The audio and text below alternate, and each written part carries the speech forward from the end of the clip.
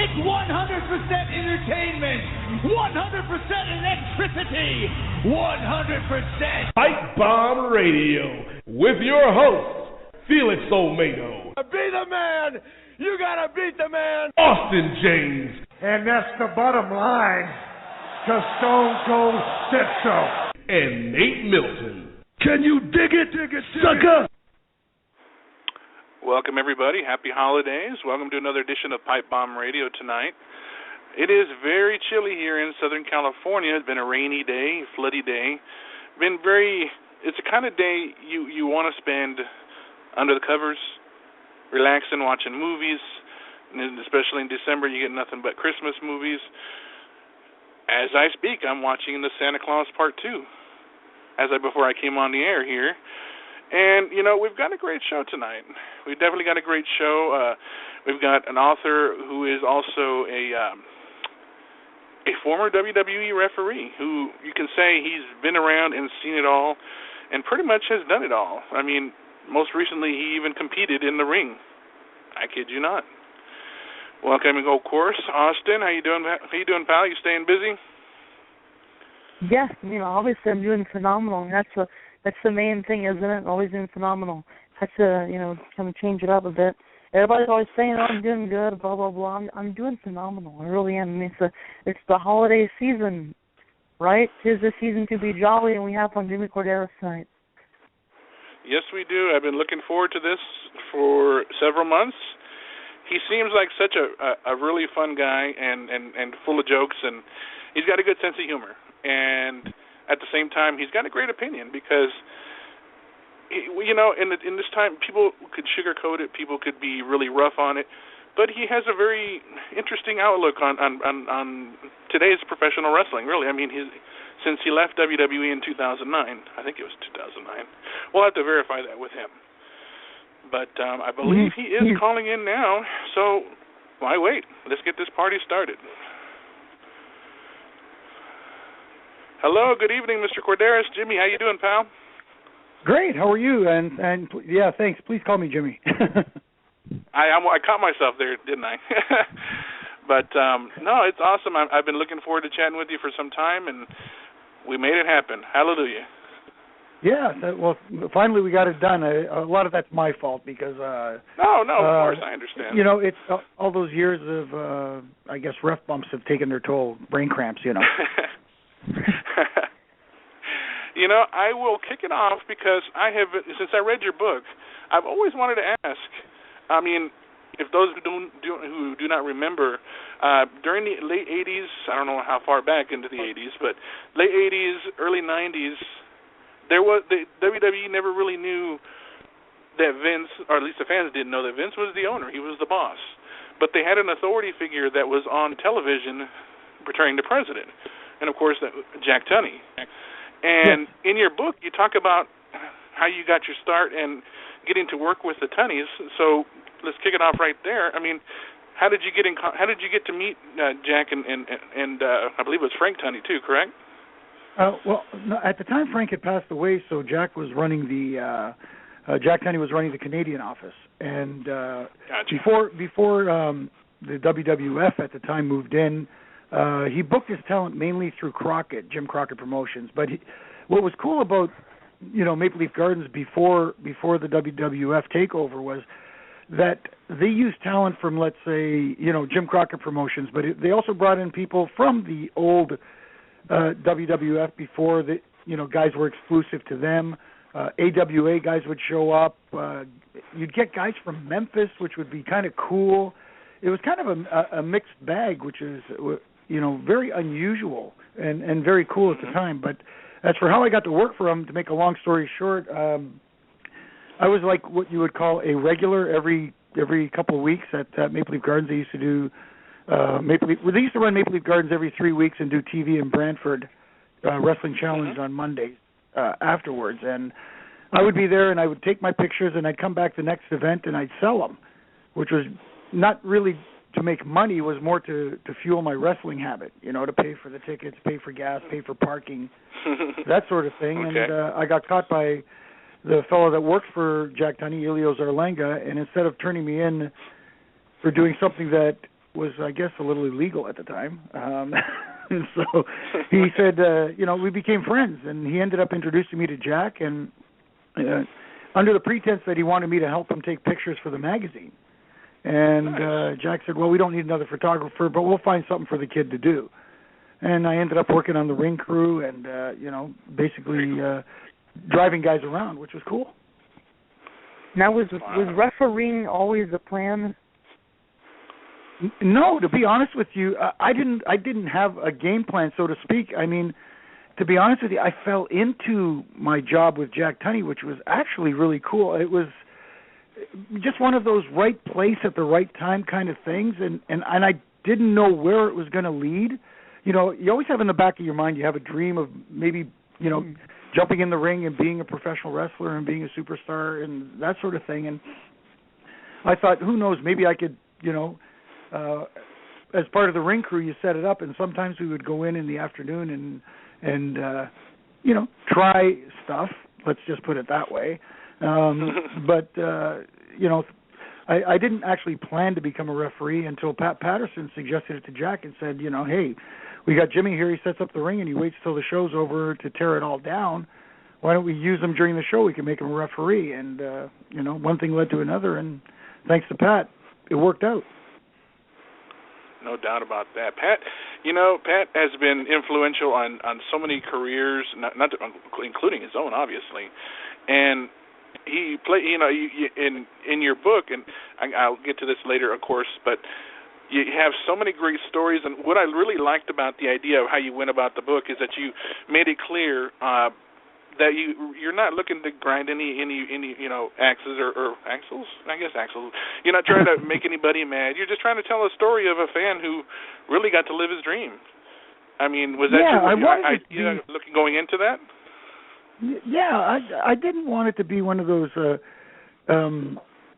I don't want to put anybody else's book down, but everybody's got their own thing, and for me it was. I wanted to tell the story of, like you said, someone who got to live his dream, and I don't really have any issues. I mean, you know what I mean? I don't have any gripes. I don't have any regrets. If I had to do it all over again, I'd do it exactly the same way. There's nothing I wouldn't do differently. I mean, why manufacture heat when there's none there? Do you know what I mean? It's kind of like...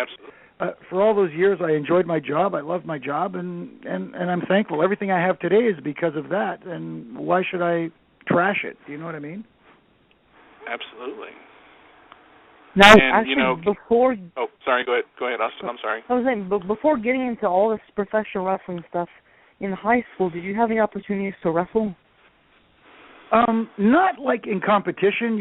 Obviously in gym class, it was part of the curriculum that we had to do it, but... Yep. I used to get in trouble in gym class because, they're trying to teach us how to amateur wrestle, Greco-Roman, I guess you'd call it, whatever. And, I'd drop an elbow on somebody or something like that, and I'd get crap for that. And, teacher would get mad and say, get off the mat and go sit over there and that sort of stuff. But so even back then, being a huge pro wrestling fan, I don't know. It's just one of those little things that I guess was ingrained in me that I wanted to try it at least anyway.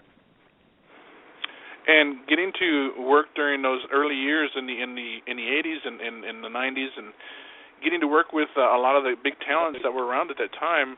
I know you talked a lot about Bobby Heenan.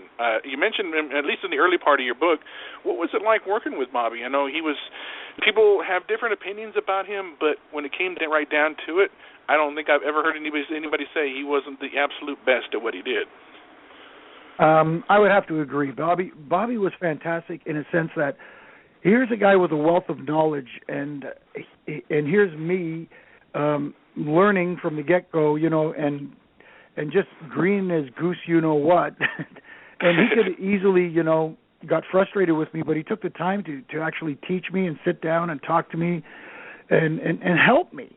And I always appreciated that, but he did it in a way, anybody who knows Bobby knows he's one of the funniest guys you'll ever meet, too. So he did it in a way that relaxed you and didn't make you feel intimidated. He made you feel like you belonged. And I've always got a soft spot in my heart for Bobby Heenan. he was there for me, and I really appreciated that. That's awesome. And Definitely speaking Bobby's of, the best. people, so like influential people in the world, I mean, Eddie Guerrero, whom you've spent some time around, how was he backstage as a person? Eddie was great, and of course, you'll hear stories where Eddie was passionate too, and he would get frustrated, and Eddie would get more frustrated with himself than he would with anybody else. And you talk to a bunch of guys, they'll tell you the same thing. He wanted everything to be just so perfect, and anytime he felt it wasn't, he would get frustrated with himself, and a lot of times, he would be frustrated, and you tell him, Eddie, that was great. No, I should have done this, and I should have done that, but it just goes to show you how passionate he was, and how much he cared, and it showed in his work. And it also showed backstage, too, because he cared about other people as well. He was always there to lend advice or ask for advice from people. I mean, he was one of those rare breeds, that's for sure. And the way that WWE stepped in after he passed, God rest his soul, and took care of Vicky and got put her in there and put her to work and let her continue on to make a living to support her family. That has to be, without a doubt, one of the best things. That's one of the things I love about WWE, because when they have a performer that was so over and loved, globally, and all of a sudden he's tragically gone, for them, they didn't have to do that, but they went ahead and did it. Things like that I really dig about what they did. No, absolutely. You're absolutely right. It was something they really didn't have to do, but they gave Vicky an opportunity. But you got to give Vicky credit, too, because she didn't just adopt the last name. She adopted the attitude, because she flourished in the role, and she took off and and became arguably the dare I say, the hottest heel that they had at the time. So you got to give her, like Vince always says, all I can give you is opportunity. It's up to you to take the ball and roll with it. That's exactly what she did. I couldn't agree more. Yeah. Now, with the network, the WWE network, do you think that the time it came in, like right now in 2014, when it made its debut this past February, do you think that was a perfect time? Do you think it should have been done sooner?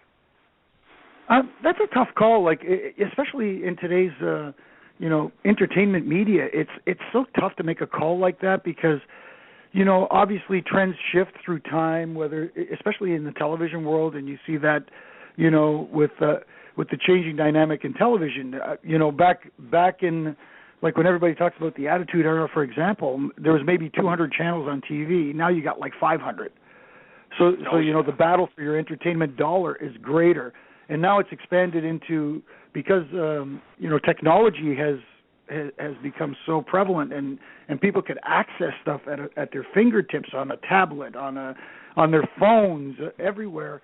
I think it was only a natural progression to go to something like the WWE Network. Now, whether the timing was right, I don't know. I mean, I guess time will tell. I think I'll be honest with you. We got the network only a few months ago up here in Canada, and I'm enjoying it. But it's different here in Canada because it's actually a linear TV channel. The regular feed that you get from the network runs on a regular TV channel that runs through Rogers Cable up here in Canada. And being like an old fart, I kind of like that better. I'd rather watch the network on my TV as opposed to, a smaller device. I'm old school. I like to sit back on the couch and watch it that way. So in that sense, I enjoy it. And they also have an on-demand channel, obviously not as extensive as the online content yet, but it's going to get there eventually. It's going to evolve, but I guess it's the right time. And to answer your question in a long-winded kind of way, I guess it's part of the evolution of the business. I mean, it was time, I think, to change the game, so to speak. And just to jokingly ask you, of course, because I know we would hear on occasion on TV from JBL, I got to ask, just jokingly, of course, but did you ever go back and watch some of your old matches that you used to ref? At times I can't help it, but notice them on there. I mean, and I know it's you kind of like the talent themselves, like the boys. Obviously, in a different way. You know, I would watch in my matches that I'd refereed back, and I'd my own worst critic. I'd watch myself and say, why did I do that? Why did I go over there? Why did I, you know what I mean? It's like, damn, I look stupid doing that. And I was my own worst critic, so I didn't, purposely go out and look to watch matches back. The only one that I really actively pursued going out and watching back was the WrestleMania 24 match with Edge and Undertaker. Other than that, if it was on, I watched it. If it wasn't, I'm cool with that too. Could you easily say that was your proudest moment? Yeah, I would have to say definitely, because even for referees, WrestleMania is it's the Super Bowl of the business, and having the opportunity to be in the closing match, the main event, with two, quite frankly, two icons, two guys I respect immensely.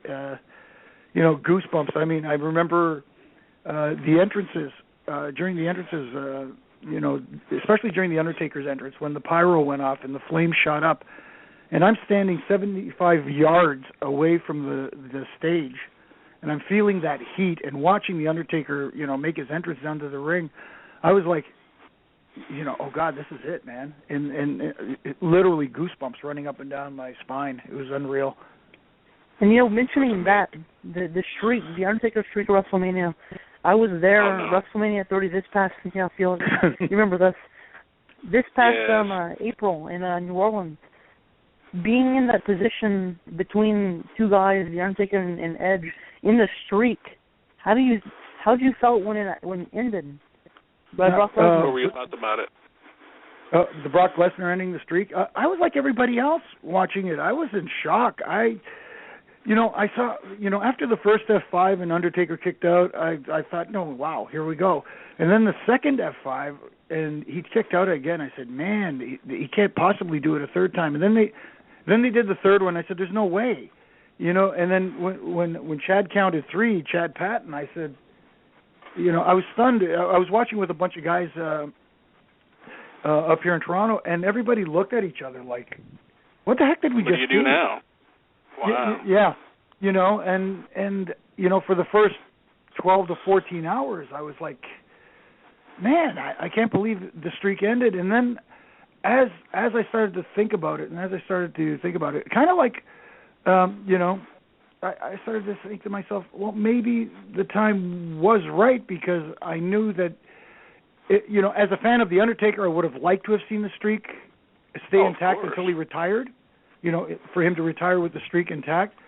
But the business side of me says that, in order to help the business along, obviously it had to be somebody. And I think afterwards, in hindsight, I think Brock was the right choice, only because I think it would have been detrimental to any young guy at that time that would have ended the streak.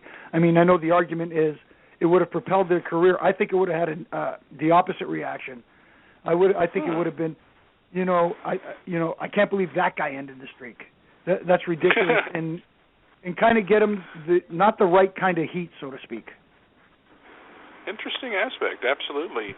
And going back, and Brock definitely has heat. You know what I mean? And he is a draw. He is a marquee guy. Yeah.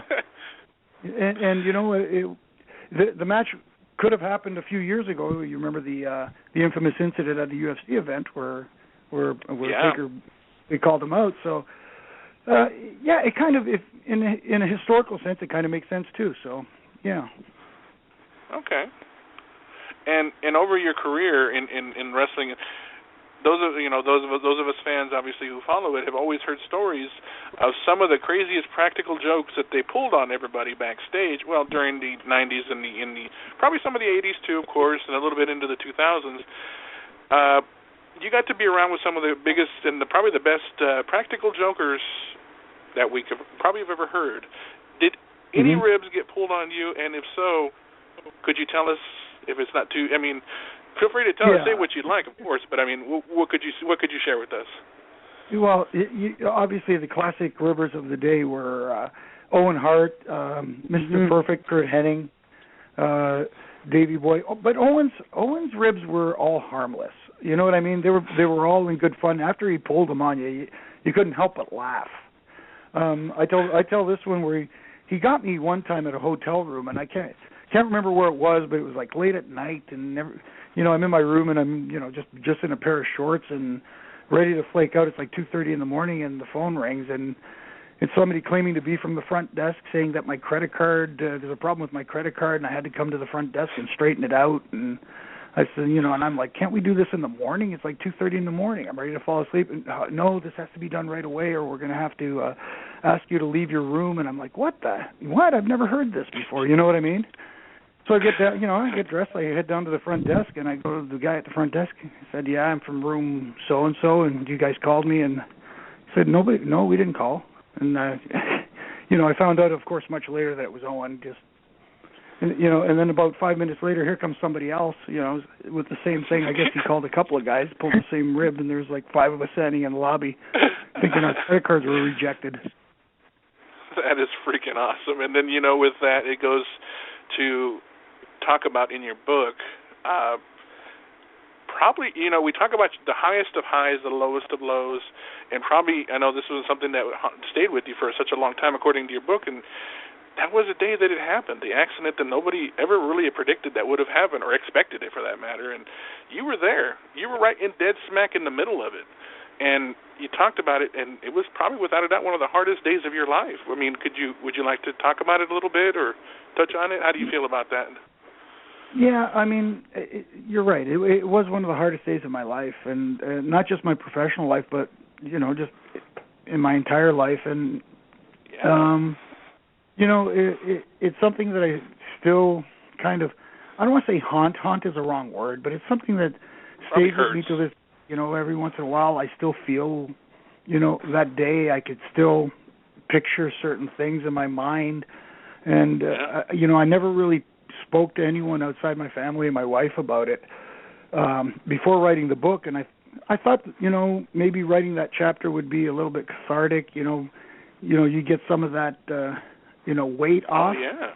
And it did help to a certain degree, but it's you never forget those kind of moments. Yeah, it's going to be something that's going to be there, I guess, and it should be, because a lot not just me, but a lot of people lost a good friend that day. Absolutely. And of course, a husband and a father and a brother.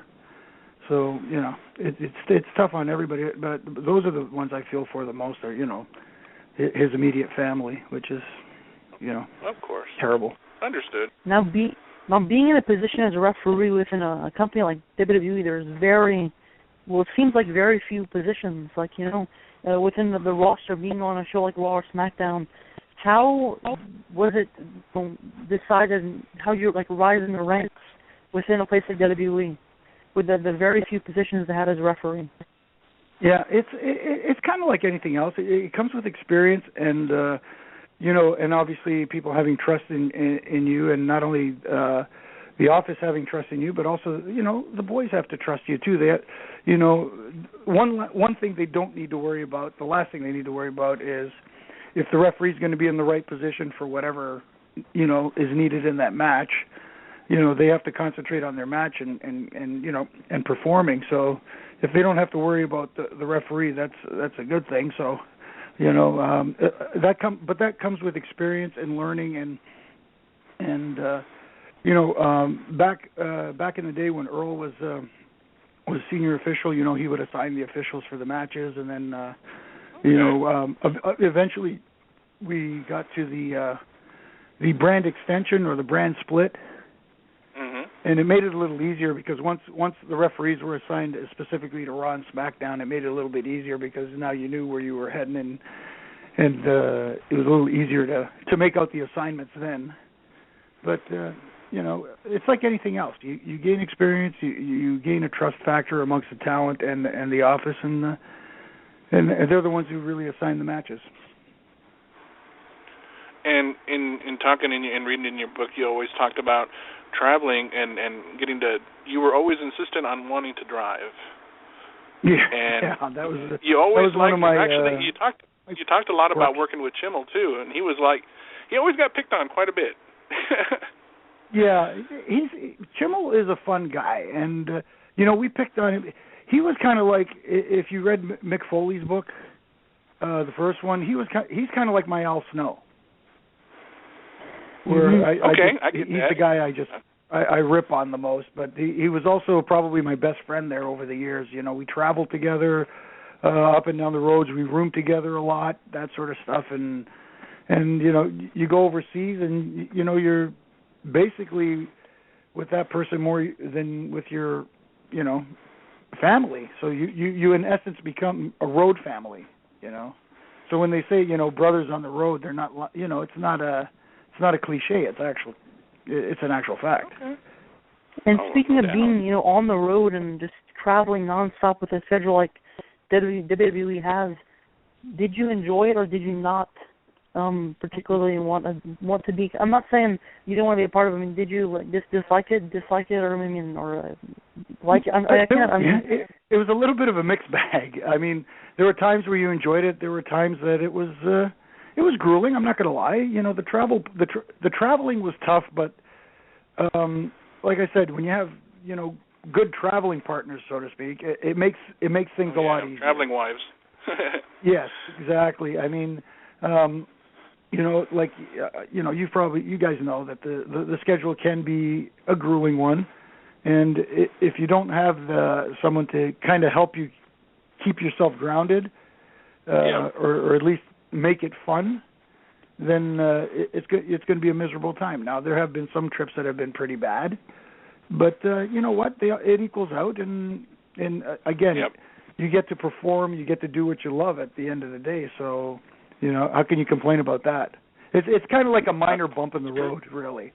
You know, and it's too bad when we talked about technology earlier, it's too bad we haven't advanced to the Star Trek age where you can just transport, like beam in and beam out every show. Yeah. That would be awesome. You know, I've spoken to Michael Hayes in the past, and he was saying that he's been to hundreds of places in the world, and every single year, yet he only sees the airport. Yeah, that's kind of true to a certain extent. I mean, you know, I've been pretty much, well, I was going to say all 7 continents, but 6. I haven't been to Antarctica. Unlike JBL, I've not been to Antarctica. But there's sometimes you get to see stuff, and a lot of times you don't because of the actual schedule. You're only in a town for one day. Sometimes you get there either late in the morning or early in the afternoon, and then you got to grab something to eat, and then you got to head to the building, and you know what I mean? So sometimes there's not a lot of time for sightseeing, but you know, there are times where you do get to just unwind and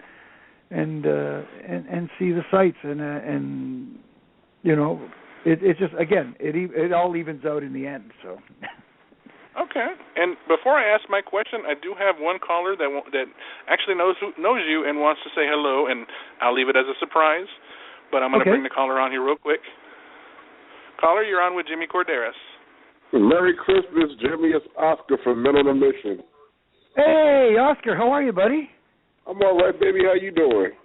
I'm doing good, man. I'm doing good. Well, a little cold up here in Canada. We got some snow today, but other than that, I can deal with it. I'm Canadian. What can I say? What part of Canada are you in? I'm in Toronto. Yeah. Yeah, so you're in Toronto.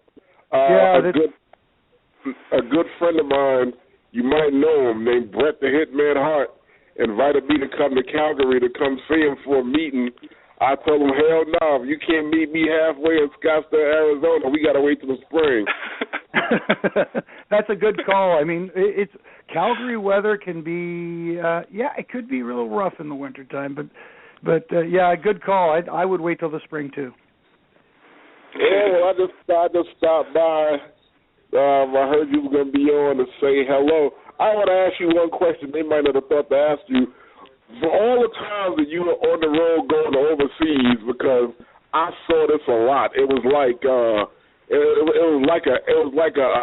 epidemic. Was there like a lot of drama, fights, and meltdowns on your overseas trips?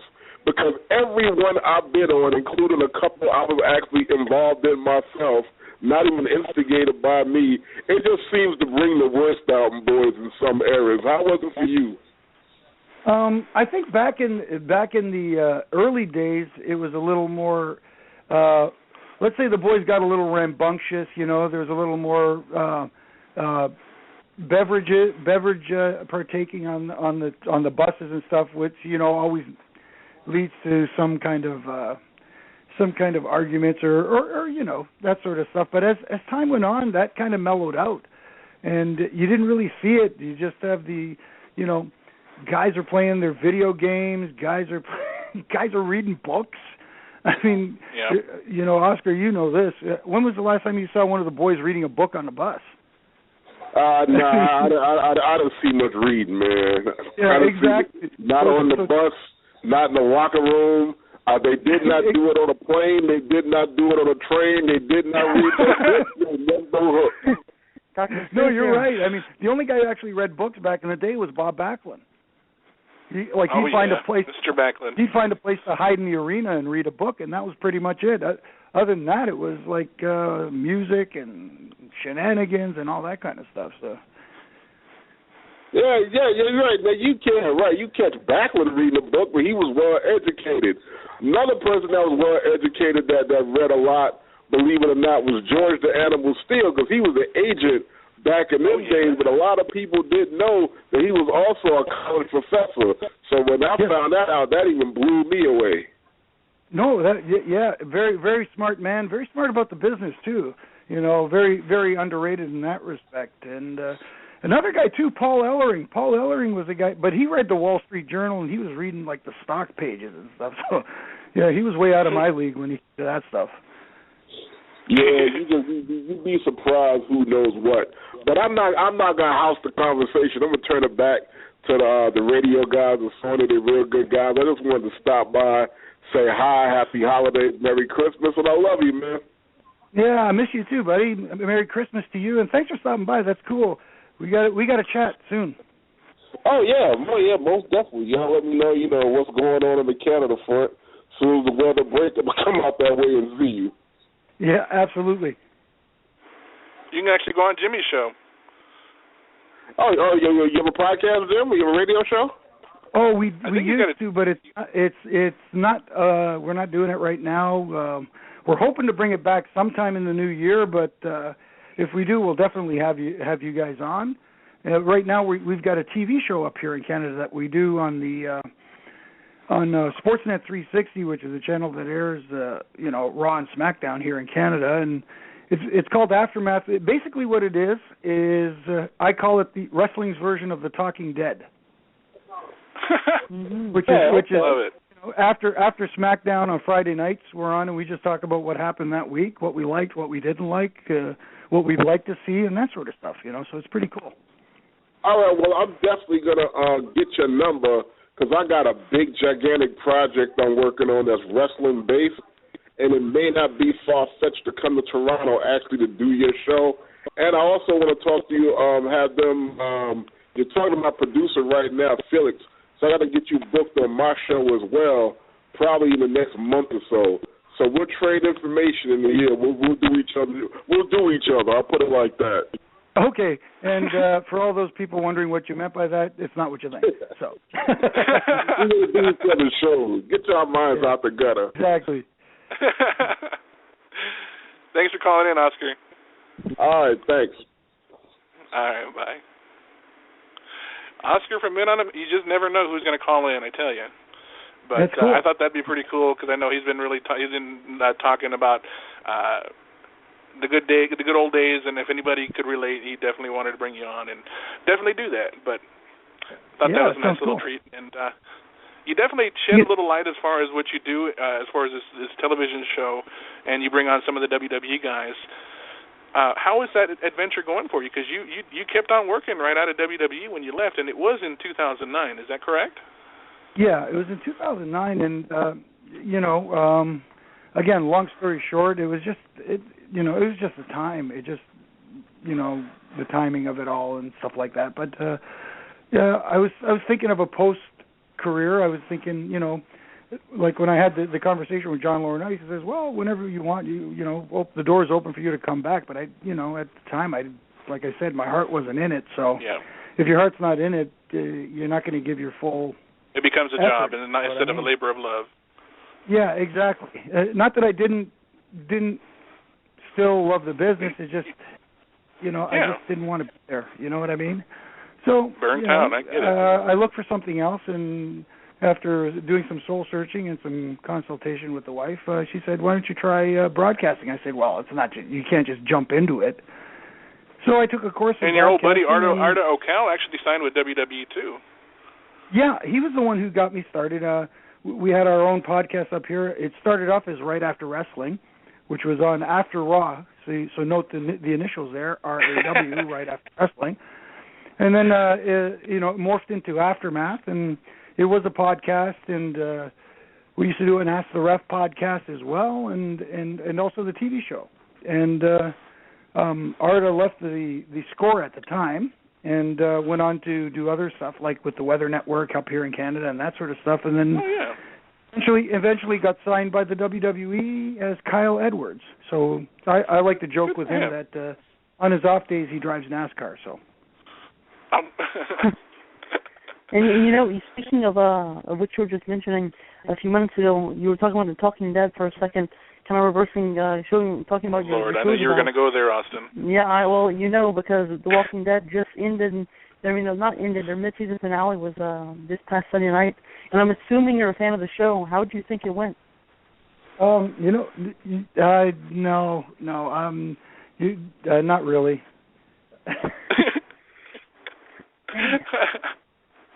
Yeah, I'm not a deadhead. Yeah, you know what?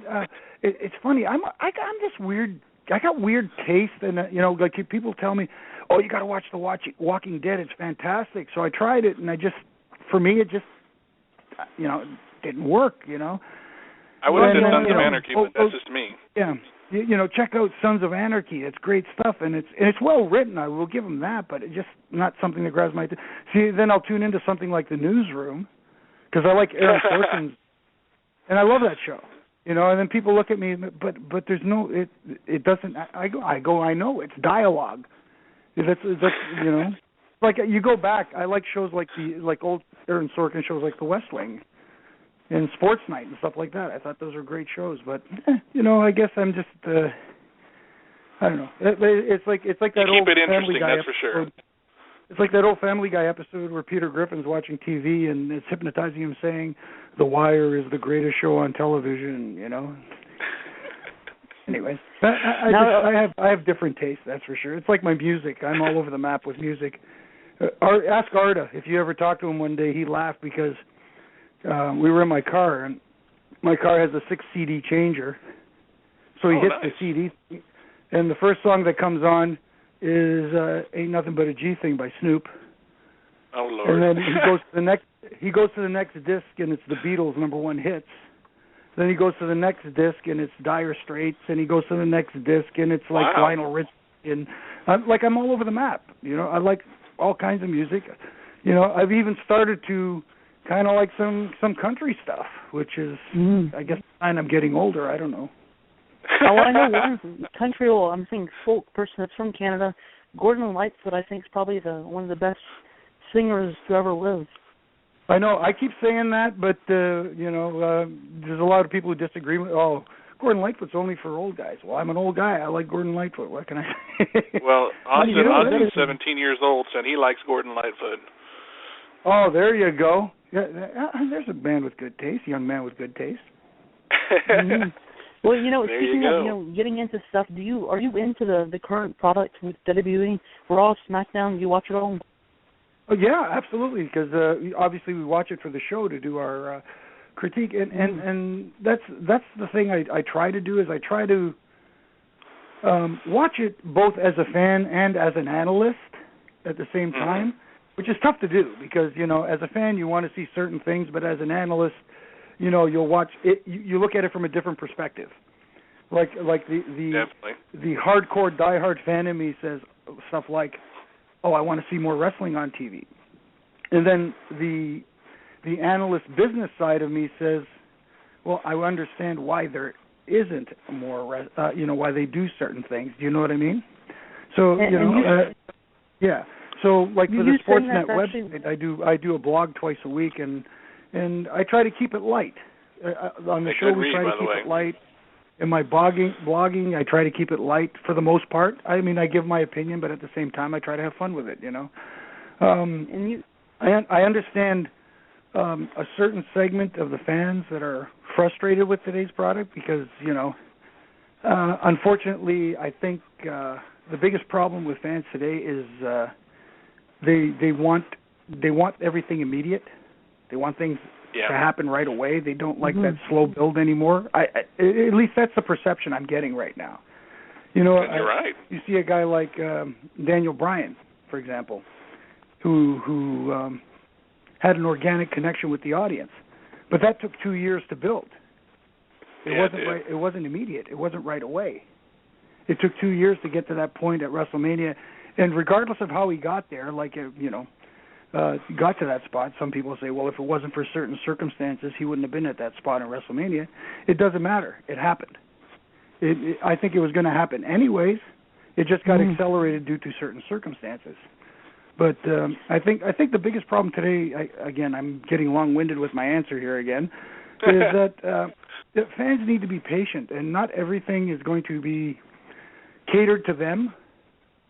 Because I look at the WWE as more of a variety show, because they'll have good wrestling matches that'll cater to the hardcore wrestling fans. They'll have a comedy segment that'll cater to those guys. They'll have the divas on that'll cater to the audience that enjoys that. They'll have a segment for kids. You know what I mean? So it's more like a variety show as opposed to just a plain wrestling show. And you remind me of the Stone Cold Vince McMahon podcast last night on the network. When he was saying, every single time Stone Cold mentioned wrestling, is like Vince was like, no, it's sports entertainment, damn it, and every single time. So he's like, there's a little bit something for everything, but it's not strictly a wrestling show. Because if it was strictly a wrestling show, he thinks that why would you be interested in watching two guys wrestling when there's no story? Like, do you care about the outcome? What I'm saying? And I understand Vince's point because he's looking at the big picture there. And his audience that he's trying to cater to is not only the wrestling fan. Obviously, he's trying to draw the wrestling fan in as well. But at the same time, he's also trying to draw in the casual fans who, I enjoy a great technical match as much as anybody. And if it's two guys in there, Al Snow has the best analogy that I've ever heard with regards to what funny man. They want. Yeah, he's a funny guy, but he has a great analogy, and he refers back to WrestleMania 3. When he asks people, what was the best match at WrestleMania 3? And, almost everybody will say Steamboat Savage. And Steamboat Savage was technically probably one of the best matches ever in WrestleMania history. But what did over 93,000 people pay to see? I wish I could have been there. Hogan Andre.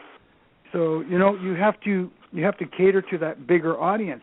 If you cater just to the wrestling fans, you're going to have your niche audience, but you're not going to have you're not going to draw 20,000 people to your TV tapings or to your pay-per-views. You're going to draw a couple of thousand and hope that you do. You look at companies like ROH and TNA, and they're not drawing the numbers.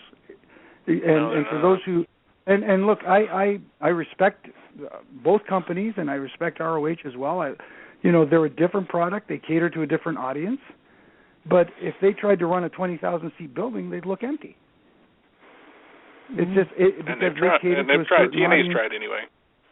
Yeah, and TNA has tried, but I think their problem is they're trying to copy a business model that needs a lot of money to copy, and they don't have the money to do it. If you know what I mean, like they're trying to be like WWE and follow that business model, but at the same time, you need WWE money to do it. They don't have it, and unfortunately for them, it comes off looking like a bit of a rip-off, lower production values. You know what I mean? Absolutely. So, yeah. So I hope they survive with their new deal now with Destination America in the United States. I don't know what the deal is up here in Canada because we don't know what the deal is down here in the United States. Honestly, I have some friends down there. I hope they do well. The more places for guys to work, the better. But man, I think they need to be unique and different, and stop trying to be competition to the WWE, and just try to carve out their own niche and draw their own audience if they can. I mean, I don't know if it's possible, but that's just my opinion. I have one last question for you, Jimmy, before I let you go. And I mentioned this in the beginning part of the show before we brought you on. A couple of months back, I read something that you actually was finally able, but to step. See, you've been in many rings before, all over the world, but in this case, you stepped in the ring as a competitor. How did that go for you? Yeah, that was kind of like as far as pro wrestling business, the final check mark on the bucket list, so to speak. Oh, that's awesome. There's a promotion up here that I do some stuff with. They run monthly here in Toronto called Smash Wrestling, and to make a comparison, they're kind of like becoming Canada's answer to PWG. I mean, they run really good shows. They have some really great talent, independent talent that comes up here, like this just past event that they just had recently. Had the Young Bucks up here. You get guys like Tyson Dukes. They've had Adam Cole. They've had Kyle O'Reilly. A whole bunch of guys that are really, really great talent, and some local guys that should be on a lot of people's radar. As far will be as, soon. Yeah, exactly. And the guy who runs it is a friend of mine, and I referee a little bit for them just to get that fix, the once a month fix out. And he asked me if I was interested in doing one match, and I said I don't know about that. I mean, I basically said to him, listen, I don't want it to be come out there and make it look like I'm not a wrestler. Let's put it that way. I know that. Yep. I know I can't do what these guys do, but if we could structure the match in a way where it would be more like a little bit of ha-ha, if you know what I mean. But and obviously I wanted it to be a situation where the guy I was working with, who was Brett Banks, really good young talent up here in Toronto area and around Ontario. He wanted me to get one over on him, and I said, listen, if I'm going to do this, I'm only having one match. Why would I do that? I'd like to do, let the guy go over. Of course. You know what I mean, kind of thing. So, I had fun with it, but at the same time, it made me realize why a better career choice was being in Stripes, man. It is an absolute different kind of cardio. It takes a different kind of toll on your body. Did I enjoy it? Absolutely. Would I do it again? Only if the money was right, because, man, it is hard. I bet. But, again, I thoroughly had a great time doing it. I had a couple of great guys to work with, and it was fun, man. It was really fun. And, Jimmy, as we come to a close here, I really want to thank you so much for just giving us that time, because you have always been one of those kind of people. I follow you on Twitter, and you crack me up with some of the tweets. I mean, you and Al Snow, I watch your posts sometimes, and I'm just cracking up because I'm like, really? He did say that. Oh, my God. You're a hilarious person, enjoyable to talk to, and I have to ask you, is it possible, do you think, that we could bring you back to the show sometime in 2015? Oh, absolutely. I mean, I really enjoyed talking. As you can tell, I'm a. No, I like and you know what? That's a true mark of a good storyteller, and you obviously have the book to prove it. Yeah, and who knows? Maybe another one in the works, because obviously all the stories didn't get told in that first one. So I got more up my sleeve, and maybe who knows? Maybe another works. But yeah, I really enjoyed it. Absolutely, I'd love to come back anytime and chat some more. And for those who are actually wanting to buy Jimmy's book, you can actually look up on Amazon.com. Yeah, Amazon.com. You can find Jimmy's book. Jimmy, you can. I think it's only Amazon. Is it just Amazon? Is it ECW Press? I believe. I'm sorry. Wasn't it ECW Press? ECWpress.com as well. You can go there and find the book. Amazon as well.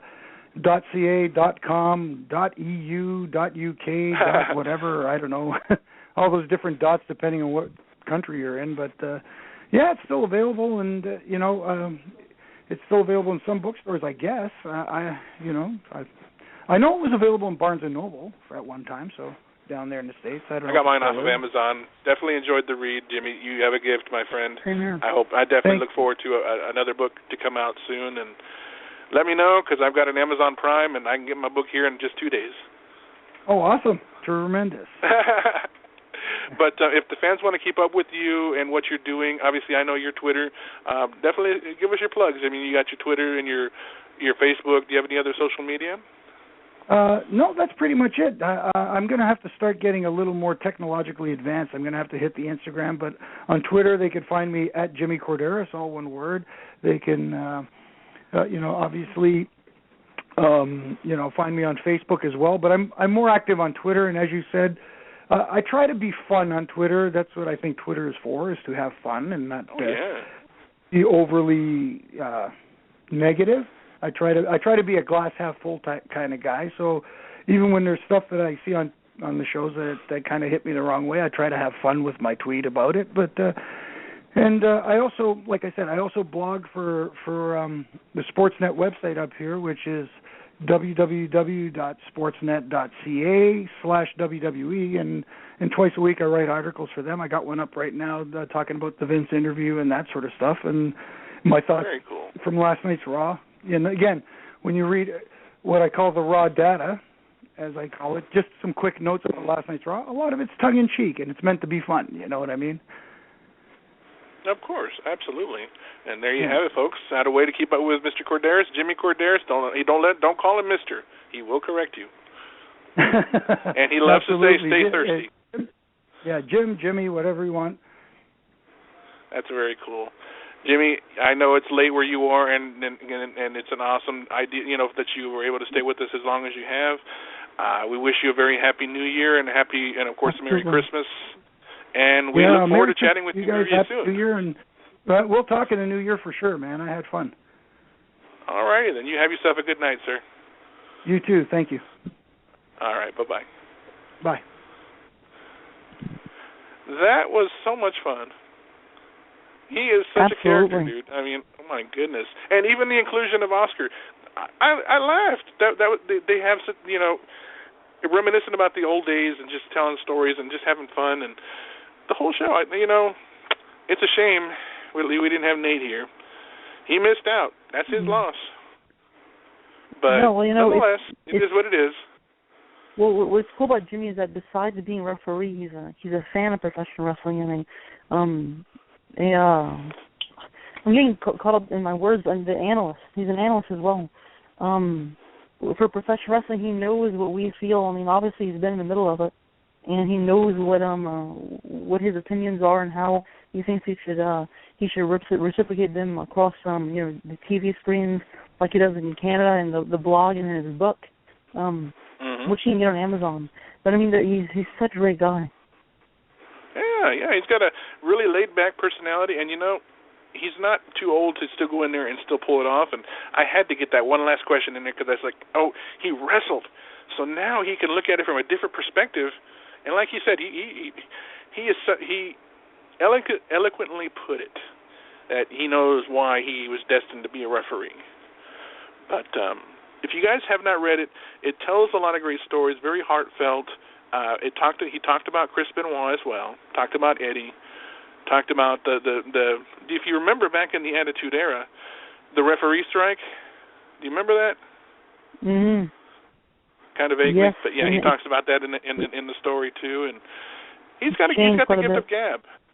He's got the gift of gab, and it shows. And good for him. He kept on working. Go ahead. We're actually having a fellow Canadian as well on next week's show. We have Jacques Rougeau, the Mountie, former Intercontinental Champion, former Tag Team Champion. He's going to be on with us, Pipebomb Radio, next week. Jacques Rougeau, part of the fabulous Rougeaus, the Rougeau brothers. Not entirely sure the time. Felix is supposed to set it up. We're getting that situated. Yeah, we're getting that situated, and as far as time zone goes, we will have that updated for you guys later this week. But we can confirm that he has agreed to come on the show, and it'll be an honor because he was a part of one of the most underrated tag teams in history. Really, absolutely. The Rougeau brothers weren't given enough credit. The Mountie, really entertaining. Well, I don't know. The Quebecers, to me, they were more tongue-in-cheek kind of comedy. When they had Johnny Polo, all that whole stuff, that was more of a comedy thing. And then his Mountie gimmick, that was more ha-ha. But I remember the vignette. He was a very talented wrestler. With him, the Mountie, on his horse and everything, and telling everybody what to do. And just such great entertaining moments that made people hate him. You know, not in the going to jail at SummerSlam '91. You remember that? Mm-hmm. Yes, and then just there's so many different moments, like, you know, and that's what made people dislike him. I loved him, but I mean the way he was and just the way he carried himself as I am the Mountie, you know, and it's going to be great to speak with him next week. But I'm sure he's freezing as well as I am. And what's funny about Louisiana is that you never know how it's going to feel when you walk out the door. And just today, it's been raining all day cool. here. That's why I was getting my words caught up. I'm like chitter chatting here, but it's how cold it is. I'm freezing. Well, sometimes when that happens, I'll just grab a cover and cover myself up, and cover my head up, and as long as no cold gets into the top of my, well, I'm bald, but once no cold gets in the top of my head, I'm good. But once that cold comes in the top of your head, you're like, excuse me? What's cool about Felix Almeida is that no matter if he's cold or if he's hot, Almeida Mania is always running wild, brother. You did not just do that. Oh my! And the reason why I'm saying that is because on tpublic.com, you can actually head over there right now, and for only $14, you can get this shirt, along with so many others like Keep Reaching for the Stars, with Felix Almeida, yes, the host of Pipe Bomb Radio, on the T-shirt. $14, the Pipe Bomb Radio logo, the Not Your Mama's Radio Show logo shirt as well. For only $14 for a limited amount of time, you can actually head over to our Facebook page and check out the link to that. And just so many. It's also on our website too, pipebombradio.net. You scroll down and you see the Olmedo Mania and click on it. It'll take you right to the store, and you can take care of everything there. They get you the shirt, and you can represent and show that you are a fan of Pipe Bomb Radio. Wear the shirt. Yeah, they got all kinds of different sizes. Almeida Mania is going to run in Wild WrestleMania 31. I just picture it. I picture it right now. All you see in the crowd. That's it. But no, you know what? It's a nice concept, and I will be flattered if people actually did want to buy it. But it's there. It's all about having fun, you know. And pretty soon we'll be. Stay tuned, folks, because we've got Austin shirts coming. We've got Nate shirts coming. It's going to be fun. And we got more ideas they're going to come with. If you'd like to see a certain design done, definitely let us know. I'm sure Austin, our designer here, extraordinaire, can set something up. Well, I'm sure as well. Just like it's best for business, just like the Authority was and still is, and they're probably behind. It's too bad that we can't put anything on the back of the shirt. I would love that. What do you think? I don't know. Depends. We'll see. Well, you know what? That'll be sometime down the line in the future. We'll worry about that. We'll take baby steps, get the store out there, get people hearing about it. My question there. Well, I'm sorry, and I was actually. I made it. I made a comment about the Authority, and I think, and I know that they have to come back to power sooner or later because the WWE is going to be running roughshod without them. And its eventual demise is soon to come without them here. And I think the anonymous GM probably has something to do with it. They were supposed to reveal who that was, and it made me mad that I watched the whole show and I don't know who the hell it was. I was disappointed because now they're going to, as they decide to transition towards the March. Well, I guess you could call it the March. You're heading towards WrestleMania. They're going to scramble and put together these anonymous GMs, not anonymous, but guest host GMs. Obviously, with Seth Green coming back to the show next week for the Slammies, he'll be the guest host, and I'm pretty sure, I'm willing to bet because this kid's a fan, he'll get back in the ring again. What do you think? It was entertaining to see it happen in 2009 with him and I think it was tag teaming with John Cena and Randy Orton. No, it was Triple H. No. It was Triple H, and he was against Legacy. And yes, he was. In 2009. So it was entertaining to see correct. because Seth Green doing I believe it was a crossbody to the Legacy team was entertaining. I can agree with that. And but I mean, we can also like you thank, said, I got to thank again, big thanks, because Jimmy actually sent us a tweet. He says, big thanks to Felix and Austin from Pipebomb Radio for the chat. Had a blast. Also a great to hear from my old buddy Oscar, and he really enjoyed himself. And you know what? That's a compliment. And we take that very seriously. We thank you so much, Jimmy. It was awesome. Awesome. And definitely. I don't think I have laughed that much in a while, and it's usually when you get those the storytellers that get you going and you enjoy it, and it makes it all worthwhile. It makes it fun. I have to touch on a couple of things real quick. I have to make my points about this because I said I would, and I'll leave it at that. And so, if I'm wrong, I've never been above saying that I'm wrong. But you are. I digress. Going back, the CM Punk podcast. Mm-hmm. It definitely opened up a lot of people's ears and eyes, and, it upset me in 2 points. It upset me the fact that for months, people were bashing this man, thinking he was a worthless piece of crap. How dare he abandon his WWE fans and blah, blah, blah, blah, blah. They get him on the podcast. Oh, my gosh, CM Punk, he overcame so much. I'm just a fan. I love this guy. He's the best. And blah. What? Come on. That kind of stuff drives me nuts. If you're gonna hate him, hate him. If you're gonna love him, love him. Until you hear the truth, or both sides, as they like to put it very, very eloquently, then do what you're gonna do, but don't jump back and forth. Oh, he sucks. Oh no, he's the best, but I love him so. It was very eye-opening, to say the least. It opened up a lot of eyes, and it still got people talking even now. And this happened like last Thursday on Thanksgiving. Of all times to release it. We were thankful to hear it, that's for sure. Mm-hmm. And, it pissed off so many people. I'm willing to bet that the reason Vince was chosen to be asked a question about Punk is because at this point, I really have to believe Triple H and Stephanie are furious. And that's neither for us to say or not, if it's true or not. But Vince was a better spokesperson because, you know what? He's been there and done that. As we talked about, I think we talked about this, you and I talked about it personally, and Vince has been burned so many times by so many people. And he puts his ego aside. He talked about it on the damn podcast this past Monday with Steve Austin. He puts his ego aside. And if it's best for business, he'll do it. That's what I want to mention, actually, because we're going into podcasting entire week. I was like, how far are they going to go? Like, it's on the network. What are they going to do? They're going to speak about, just plain old, they talk about a lot of taboo topics that don't get talked about. That's the thing, and that's the reason why once the instant they mentioned CM Punk, I'm like, okay, it's real. I mean, I know it was real before, but I mean, it's good that this is really. They're really going to talk about things, things that you didn't think they were going to talk about in the beginning. And that topic came out with CM Punk, and Vince was really, it seemed like he was really calm about it. And I think he should be to an extent. I have a question to pose to you about that once you make your point.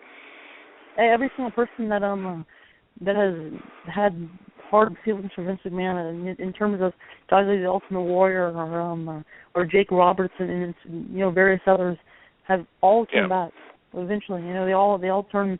And they've seen Hogan, that they might have been the problem. Hogan. How many times did he come back? Roddy Piper, every single time, they all turned back and said, Vince McMahon, they both. I'm trying to explain this. They weren't. I think they realized that they were wrong. Above anything else, he knows he's not bigger than WWE. He is the man that helped to get to this level. No, but see, the point is, he puts his ego aside, and that's what you have to do. And people question if Triple H is truly ready to do that. Now, he's got good points, but he's also got bad points too. And I think this might, and it's just my personal opinion, it might have rocked him a little bit. And Stephanie, if she is pregnant and being that emotional, she might have her mood swings, and they despise him. And maybe I'm wrong, but that's the impression I'm getting at this point. But my question to you, and I would have loved to get Nate's input on this, how much out of both the Punk and the Austin McMahon podcast do you feel was scripted? That they were told to say that they just... You don't think so? No, I had a little bit of a CM Punk, feeling with the McMahon one, only because of not stepping on certain things, that they had to say it a certain way. Maybe he was given a list of things how to say it. But I would say maybe 10% of that was maybe scripted. That's just my opinion. I don't know. Because there's a way you have to go about and explain things, and Vince has an eloquent way of talking. But it still had me thinking how much of that was scripted and how much of it was real. No, they mentioned a lot of different things that I didn't think they were going to mention. I mean, speaking about different companies and all this and that. When he kept bringing up TNA, I'm like, what? Yeah, I mean, with Stone Cold, all the stuff he's done in his career without really, he kind of go off the cuff with him. That's how he was, and that's why he was successful. And most of the ones who have been successful in WWE are the ones who are the controllers. You know, the ones that want to control their future, regardless of what anybody else says. And that's what CM Punk. He was the guy, kind of type of guy to do that, and that's why he was successful. And that's why he's going to be successful with or without them. That's not the reason. I do think he'll come back. I think. Well, yeah, they usually do after a while, don't they? I do think somewhere down the line he'll come back. I mean, I think CM Punk. I don't think he harbors many bad feelings about his career. No. You know, in terms of his actual wrestling career, I just think all the backstage stuff might have kind of got him a little bit ticked off. But other than that, I think that both sides, Vince and the WWE side and CM Punk side, they're going to get back together sooner or later, I think, and only time will tell. But what I think about both of them is that Vince, he's the owner of WWE, and if you're not going to listen to what they got to say, you might as well leave or listen. Or I found it very interesting from Vince of how he described his own locker room, and Steve talked about this, and that's another thing that you mentioned. He talked about things that most people were not going to want to ask Vince because, well, let's be honest, and I'm going to put it bluntly, Vince McMahon is an intimidating son of a bitch, and I mean that in the most respectful way. He's a businessman and has a presence. I don't think anybody that could tell you otherwise, but nonetheless. And he went in there, he pulled no punches. He says, what's the difference between the Attitude Era locker room and this one? He said the fact is that they're afraid to fail, so they won't try. They're walking eggshells and not reaching for that brass ring. But there are some that are starting to, get that hunger in them and moving up. And he mentioned names, a lot of your favorites too. Mm-hmm. And I thought that was interesting that he would say that about his own current locker room right now. Well, that's the thing. That's almost a slap in the face to them. Totally honest for the most part. I agree. Really honest with Austin when they were speaking with him, and that's what was interesting about it all. Because on CM Punk, if you heard the recent things that Chris Jericho was saying, Chris actually invited him to kind of be that tell-all person that he would come out to on talking about his own situation on Jericho's podcast, but he declined. He saved it for his best friend Colt Cabana. Punk is very private, and he doesn't trust very many people. I know, I can see that kind of personality in him because I have a friend who's exactly like him, and he don't trust very many people. And when he feels safe and knows that this is not going to be somebody that's going to try to take advantage or use it in the wrong way, then and I respect that. Nowadays, so many people have podcasts. So many use them for different reasons. Some people just get a podcast together, and all of a sudden they're a podcaster. I won't mention any names because I actually listened to one over the weekend, but that's another story. And the way he approached it, I understand because he knew people wanted to hear what he had to say for months. And AJ wasn't going to talk about it. Paul Heyman wasn't going to talk about it. Colt Cabana, hell no. Kofi Kingston, no. These are all some of his closest friends. And not one of them would ever spill it because of their loyalty to Punk. And you know what? God bless him. You know what? He felt he got it all off his chest. Go ahead. I'm saying that his friends. I don't think his friends even knew what was up because there was a lot of people that was saying that he never talked to them after they left. Well, I mean, the only guy he kind of kept in contact with was Colt Cabana because that's his best friend. And like you said, he trusts very few people, which I think is probably a good thing, especially in professional wrestling. But I mean, it was CM Punk. I think he has his own reasons for doing what he's doing, and that's him. And Agreed. That's his life, and you can't. I think after a while, being put through various situations, not everybody is going to go through the same story as Punk has. There was one particular instance too that he talked about, and I agree wholeheartedly about this. When you see that the man is actually out with his wife, and you want to demand that he give you an autograph, what the hell do you think he's going to tell you? He's going to tell you to get the hell out of his face, get away, go away, shoot. But if you come up to me like, hey, Punk, I'm a fan, and I come to him respectfully. Don't be a piece of crap. How dare you? And listen, and just one point. That's where he gets his reputation for being an asshole. But that's not the reason why they should do that, because they have no right to do that. He's real. CM Punk is probably the realest guy in professional wrestling in terms of telling it how it is. And honestly, you put yourself in his shoes when you're out at a funeral. It was one of the situation he was at a funeral and a fan came up and asked him for his autograph. What do you think he's going to tell you? It's all about respect, and CM Punk's all about that's him through and through. Respect is CM Punk. And if you don't have it for him, he's not going to have it for you. But I also want to go back. When you're talking with him.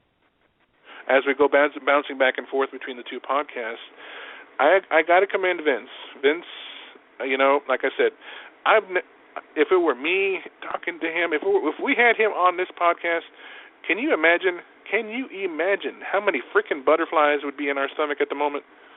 At that moment, to talk to this man, somebody we grew up watching, somebody who has such a presence about him, and he's brutally honest.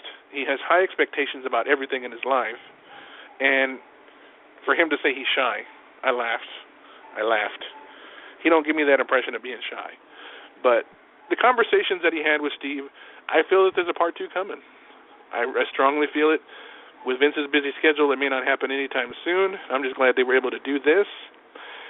I do see more of this kind of thing happening with guys like maybe The Undertaker, guys like maybe Sting, maybe Triple H come back and do it on the WWE Network.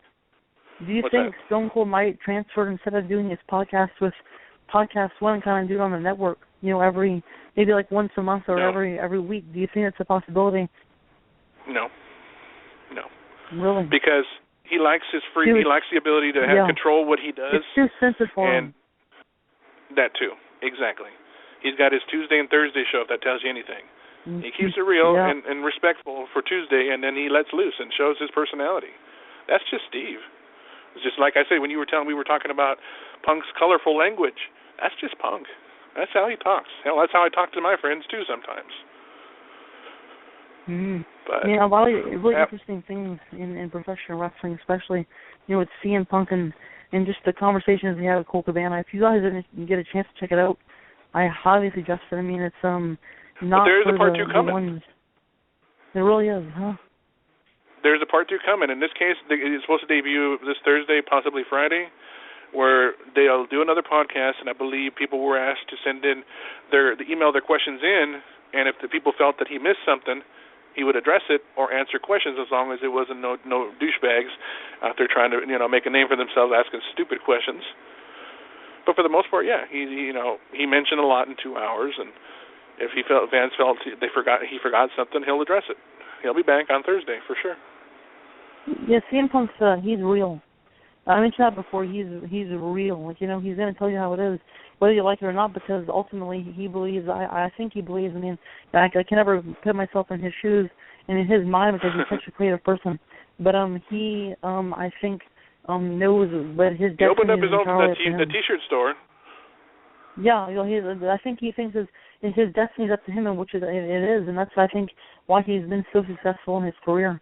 And I think that the future is bright with him no matter what he's doing.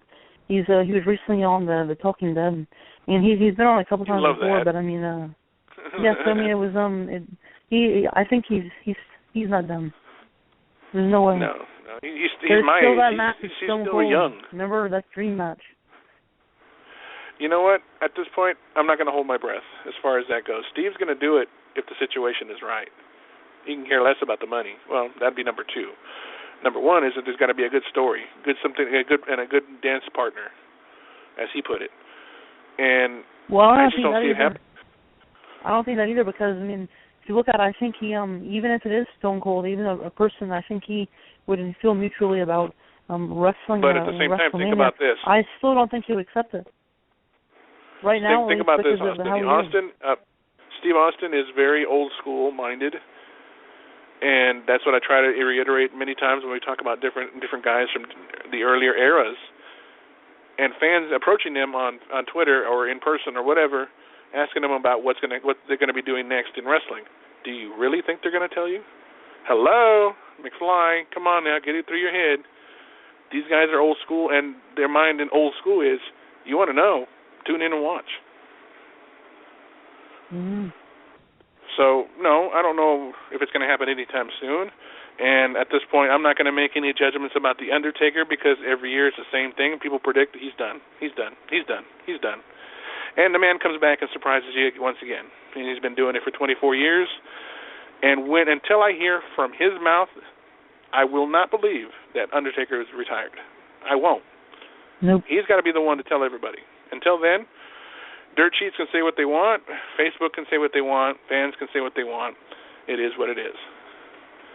And you in the mentioned meantime, The Undertaker.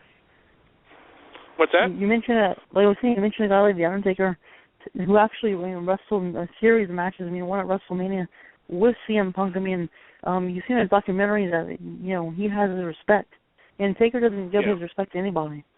That's what it at least seems like. He doesn't. It's not too easy in order to get his full and entire respect. And I think with CM Punk, in the past with the matches he's had against The Undertaker, no matter what, I think as much as The Undertaker he's a wrestler and he's a superstar, he actually carries a lot of weight into what which superstars kind of go to the next level, and that was the case with CM Punk. I don't think if it wasn't for The Undertaker, he wouldn't be in the position that he was in various moments of his career. Yeah, I can agree with that. And I just had to throw out another note too. This week, the guys are they're out of town. They're on location. They're not really They're not going to be bringing their show to the show. Non-Jemama's radio show will not be live this week. They will return next week, and they've got a huge show planned. And let's just say, myself, Austin, and maybe Nate will be there, and a few other surprises as well. So I just had to throw that note in there just so you guys know that there's no show Thursday. You don't want to announce the dream match of all dream matches? You don't want to announce no, the I will save that. battle? I will save that for maybe I'll save that for Tuesday next week. Oh, well, I just said it. Never mind. Well, you did say it, but I mean we're going to promote it more as we get closer. You can well, if you think it's right. All right, go ahead. Well, I'll just mention. I didn't know you were going to want to wait for this, but I mean, I think since everybody knows me to being the stand-up guy I am, and the person and the rapper, and just the musical artist that I am, they would love to see a dream match between Oscar and Austin James in the middle of the podcast ring. Rap battle. 2 weeks away. It's going to be insane in Maine. Lamb. Bring it, Stan. The man. He's getting his chops ready. He's getting his rapping chops ready, and he might be as interesting as Kurt Angle rapping. Yep. Rhyming and timing is the name of the game. And my name is Austin James. Oh, Lord, here we go. Good rap, huh? See, it's only going to get better. I mean, I'm just warming up. Can anybody cue the sign? Boo. Just kidding. But we got Jacques Rougeau, former WWE Intercontinental and Tag Team Champion, coming to the show next week, guys. Stay tuned on our social media as we get set aside as far as time goes, and as we get closer to Not Your Mama's Radio's return and what they have in store next week. Nate, we missed you, buddy. Hopefully everything's okay, and we'll catch you next week. Austin, anything that you want to plug or mention that you got going on for you right now? Your Austin James graphic design. Mm-hmm. And yes. You know what? Mention there was something that came up with the NWA. Talk about that real quick. NWA. You told me about the magazine. Oh yeah. There's actually in the last month issue of NWA magazine with former guest on Pipebomb Radio, the former junior heavyweight champion Chase Owens. We're featured as one of the number one podcasts in the United States, which is crazy. I mean, in terms of what the NWA sees it. So I mean, I thought it was pretty cool. I mean, just to be considered that as an understatement and saying how great it is. But yeah, definitely check it out. NWA Wrestling, NWA Ringside.com. You can find out all the information towards that. But besides that, kind of a little partnership with NWA is the New Japan Pro Wrestling. And New Japan Pro Wrestling just yesterday revealed and launched their new streaming website, which I am now one of the first United States people who actually sign up. And when I heard about it and saying that I freaked out would definitely be the greatest understatement I can ever make, because if you guys check it out, I mean, it's all in Japanese, and I don't know Japanese. I'm sure Felix does since he speaks. I don't even know what he speaks. I hardly understand him and most of the time. But I mean, with this, hours upon hours of just Japanese wrestling from, New Japan Pro Wrestling history is going back to, so long ago, decades, and from starting Antonio Inoki to Jushin Thunder Liger to Chase Owens right now, or AJ Styles, and just so many of the guys who've come from the NWA to New Japan Pro Wrestling, and seeing them on that streaming website, along with so many of the great legends in New Japan Pro Wrestling history, like Pegasus Kid, or Jushin Thunder Liger, for example, Antonio Inoki, Stan Hansen. I mean, the list goes on. I'm not going to mention all of them. I can trust me. I can mention a lot. But I mean, just mention a few. But guys, if you have a chance, head over there and take your phone out and go Google Translate and have a nice day. That's what I did. Well, as far as the plugs go for our show, check us out on iTunes. Any of our social media, you just check us out on our website, pipebombradio.net.